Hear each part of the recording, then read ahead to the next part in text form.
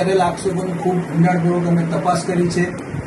એફએસએલની team પણ બોલાવેલી હતી, કારણ કે ફાયર થયેલું છે કે કેમ, વિન્ડશીલ્ડમાં જે કહેવાય છે કે ફાયર થવાથી જે હોલ પડેલો છે એ એનાથી થયેલું છે કે કેમ, એ સમગ્ર મુદ્દાઓની ખૂબ જ તલસ્પર્શી એફએસએલની ટીમ બેલેસ્ટિક એના તમામ સાધન સરંજામ સાથે આવ્યા હતા અને એમને ખૂબ જ ઊંડાણપૂર્વક ચોકસાઈપૂર્વક અનેક પેરામીટર ઉપર એને ચકાસ્યા બાદ એફએસએલના રિપોર્ટમાં એવું આવ્યું છે કે આ પ્રકારની કોઈ ફાયરિંગની ઘટના બનવા પામેલ નથી અને સમગ્ર જે આખું ઘટનાક્રમ છે એ એમને ઉપજાવી કાઢેલો છે અને એમને ચોક્કસ તેમના સામાવાળાને કોઈ પણ પ્રકારે યંત્યન પ્રકારે કાનૂની દાવપેચમાં ફસાવવાનો પ્રયત્ન કર્યો હોવાનું અત્યારે અમને લાગી રહ્યું છે.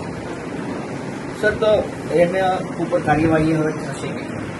હા, બીજું આપને એક જણાવી દઉં કે જ્યારે એ સૌથી પહેલા એમના એ જેમ કહે છે એમના પ્રમાણે ફાયર થયા બાદ જ્યારે પોલીસ સ્ટેશન પોતાનું વ્હીકલ લઈને સીધા પોલીસ સ્ટેશને આવે છે, આ પોલીસ સ્ટેશને આવે છે ત્યારે એમનું વાહન મુખ્ય પોલીસ સ્ટેશન બિલ્ડિંગમાં એન્ટર થવાના પગથિયા પાસે ચેક લઈને આવે છે અને આ સમગ્ર ઘટના ઉના પોલીસ સ્ટેશનના મુખ્ય પ્રવેશ દ્વારના સીસીટીવી કેમેરામાં સમગ્ર ઘટના કેદ થયેલી છે, જેમાં પોતે આખા વાહનમાં એકલા બેઠા છે, ડ્રાઇવિંગ સીટ ઉપરથી પોતે ઉતરે છે ત્યારે તેમના પાસેથી તેમના કપડામાંથી એક બુલેટ નીચે પડે છે.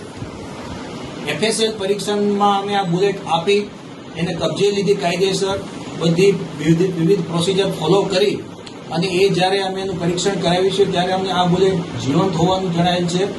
કોઈ પણ વ્યક્તિ પોલીસ સ્ટેશનમાં આવે છે અને જીવંત બુલેટ લઈને આવે છે કે પોતાના કબજામાં આર્મ્સ એક્ટ પ્રમાણે હથિયાર કે ફાયર આર્મ્સના કોઈ કારતૂસ રાખે તો એ આપણે જાણીએ છીએ કે આર્મ્સ એક્ટ પ્રમાણે એક ગુનો બને છે. તો આ બુલેટ એમની પાસે ક્યાંથી આવી, શા માટે લાવ્યા હતા? કારણ કે જો ફાયર થયેલું હોય એમના આક્ષેપ પ્રમાણે તો બુલેટ લાઈવ તો મળવી જ ન જોઈએ. બીજું કે બુલેટ મળે છે તો એફએસએલે વિવિધ પરીક્ષણ કર્યો છે, એના ઉપર ગન પાવડરની કોઈ હાજરી જણાઈ આવેલ નથી.